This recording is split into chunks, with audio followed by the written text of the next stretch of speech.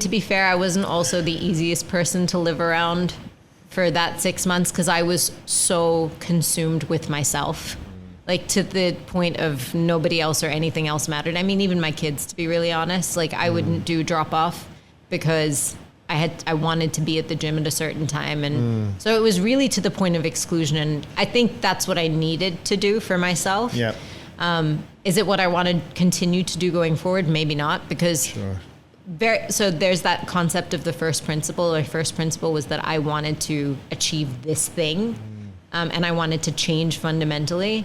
My first principle will probably change now that that's completed.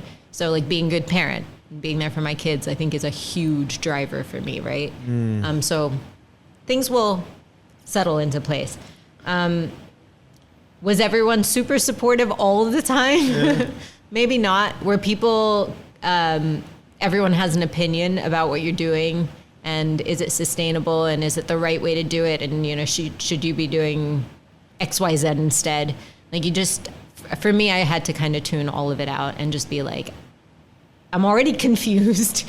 I don't need 100 opinions. I just simply need to focus on following instructions. How do you get rid of those opinions, mate? For someone that's listening that is feeling a similar way, that, you know, whatever they do, there's a voice somewhere that's talking to them. How did you deal with that? I think, well, one is to make a conscious decision, right? Like decide what you want for you.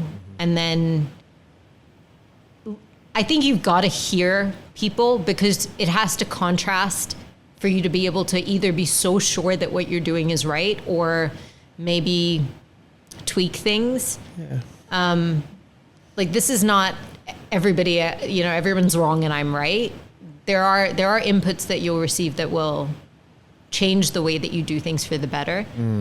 But I think it's like about having faith in yourself and not needing to hear from 50 people. I guess as well, I mean, correct me if I'm wrong, but because of the way that you saw yourself for all that time, you never will want, like a lot of us come through life living off external validation, but because your confidence maybe, or how you felt or how you saw yourself, you never went looking for that. So I think I was always desperately looking for that and not getting it. Right. So then when people started to speak, it was easy to block out what's... Yeah, maybe. Or I think it was more having confidence that what I was doing was working, and therefore I could just listen to myself. Yeah. You know, like the choices that I'm making. And I spent a lot of time thinking about my own thoughts. So I added meditation, but as like a consistent practice, and listening to affirmations. I know everybody will have their woohoo, like this is bullshit. Let them. It worked. Yeah, it works for me. It makes me feel good. So I do my walks and I listen to this one particular thing, which sounds to some people who've never heard it before like a crazy person talking.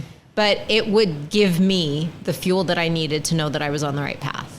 Like every choice that I was making was getting me to a place that was better and better and better and better. And like, that's how I feel now. Like every choice that I'm making is getting me to a place that's better. And if it isn't, that's fine too. But my expectation with everything that I do now is that I'm doing it because A, it feels good, and B, it's getting me to a place that's making me better.